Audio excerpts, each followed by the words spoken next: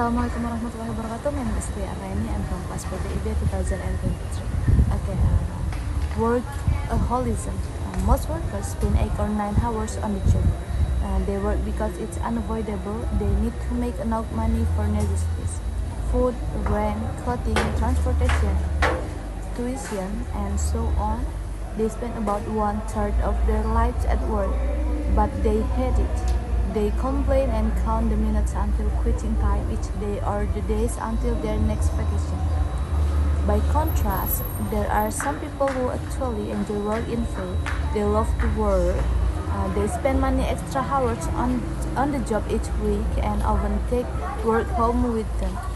These workaholics are as addicted to their job as other people are to drugs or alcohol. In some urban centers, workaholism is so common that people do not consider it unusual. They accept the lifestyle as normal. Government workers in Washington, for example, frequently work 60 to 70 hours a week. They don't do this because they have to. They do it because they want to. Hundreds of workaholics in New York City tried to go to work even in the famous blackout of 1977. There was no electricity, no air conditioning, elevators, or lights, but many people went to their office anyway. They say impotently on the steps outside their office buildings and did paperwork or had business meetings. Workaholism can be a serious problem because true workaholics would rather work than do anything else. They probably don't know how to relax. That is, they might not enjoy movies, sport, or other types of entertainment. Most of all, they had to sit and do nothing. This inability to rest might cause health problems such as heart attacks. In addition, typical workaholics don't pay much attention to their families. They spend little time with their children, and their marriage may end in divorce. Is workaholism always dangerous? Perhaps no. Some studies show that many workaholics have great energy and interest in life. Their work is so pleasurable that they are actually very happy. For most workaholics, work and entertainment are the same thing. Their job provides them with a challenge. They keep them busy and creative. Other people retire from work at age 60 until 5, but workaholics usually prefer no to quiet. They are still enthusiastic about work and life in their 80s and 90s.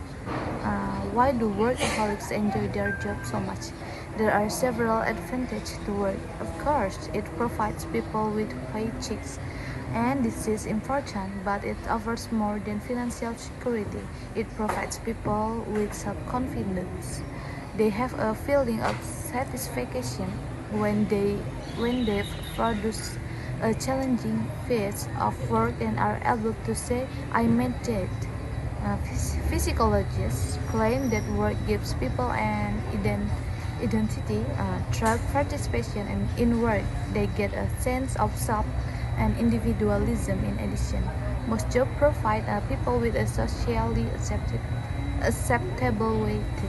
Okay, is workaholism an addiction? Yes, workaholism can be seen as an addiction because, like other addiction, it consumes a person's life and takes priority over other aspects like health, relationship, and leisure.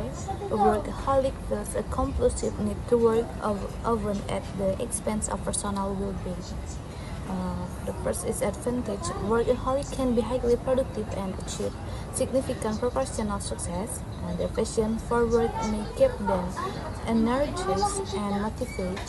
Work gives them a sense of purpose, identity, and accomplishment, boosting their self-esteem and confidence. And disadvantage, it can lead to health problems such as stress, anxiety, and heart. It is due to the inability to relax. It strains personal relationship as workaholics tend to neglect their family and social life. Okay. Number two, should a workaholic try to change their lifestyle? In most cases, yes, workaholics should try to find a healthier balance between work and other areas of life. While work can be fulfilling, too much of it can have negative consequences on both physical and emotional well-being. To create a report that mm, to create to create a report that connects the reading on a workaholism with three relevant sources, I can consider the following example. The first is connection to religion. In many religious traditions, overworking can be seen as an imbalance in life. For example, in Islam, the principle of balance emphasizes the idea of wasatiyah, which means moderation in all aspects of life, including work. Islam encourages believers to work hard but also take time for worship, family, and personal care. The Prophet Muhammad himself taught that exercise focus on worldly matters such as work should not distract a person from spiritual duties or rest. This reflects the risk of workaholism mentioned in the text, such as neglecting family and home.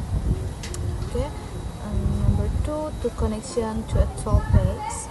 In today's world, we see example of extreme work culture, especially in countries like Japan, where workaholism is common. The term karoshi, which means that due to overwork, is a recognized phenomenon in Japan. Many people work long hours, often sacrificing their health and family time. This reflects the health risks highlighted in the text, such as heart attacks and strained family relationships.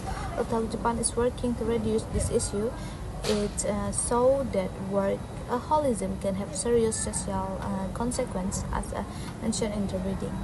Okay, the last is personal experience or observation. I choose observation. Personally, or from the experience of others, we can see workaholism in many professional settings. For instance, a friend working in the tech industry may find themselves working overtime regularly, bringing work home and feeling guilty when not work. This mirrors the text description of how workaholics struggle to relax or enjoy entertainment. While they may gain satisfaction from their work, it can affect their physical and mental well-being over time. The conclusion is workaholism is a condition where individuals are addicted to work, often putting it above other aspects of life, such as health, relationship, and leisure. While many workers view their job as necessary but not enjoyable. Workaholics generally love working and can even highly productive, achieving significant success. They often spend excessive hours working, even outside regular hours, and might neglect personal life and relaxation. While workaholics should seek a healthier balance between work and other areas of life, baterainya 20 tadi. While workaholics should seek a healthier balance between work and other areas of life, in some cases, if they derive true happiness and don't suffer from the negative effects.